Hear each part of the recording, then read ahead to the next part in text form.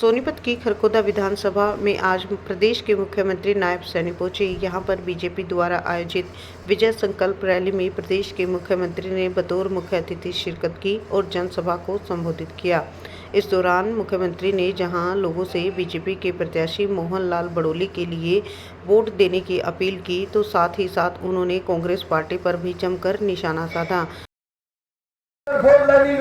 हमारा टच न कर रहा हो, लोगों के रास्तों को सरल और सुगम करने का काम इन 10 वर्षों के अंदर हमारी सरकार ने किया है। परंतु भाइयों, हमने सचेत रहना है। बहुत सारे काम हैं, देश की समस्याओं का भी समाधान किया है। चाहे धारा 370 है, जिसकी चर्चा हमारे धनखड़ जी ने की है।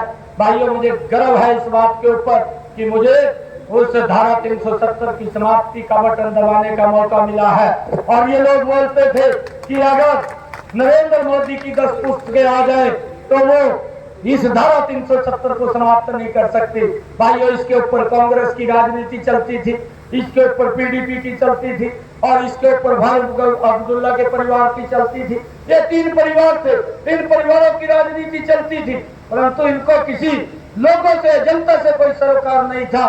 परंतु नरेंद्र मोदी जी ने आकर के उस धारा 370 को एक झटके के अंदर समाप्त कर दिया।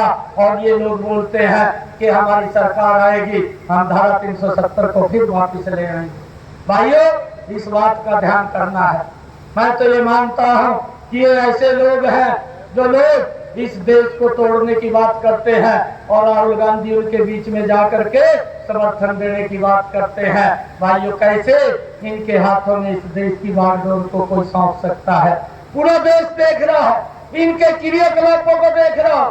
भाइयों, आज इन्होंने घोषणा पत्र जारी किया है और ये बोलते हैं कि हम न्याय देंगे। अरे, आपने तो न्याय किया है देश के लोगों के साथ, लगातार 55-60 साल तक अन्याय करते रहे। न्याय तो नरेंद्र मोदी जी ने देने का काम किया है। भाइयों, हमें गर्व है ऐसे प्रधानमंत्री के ऊपर।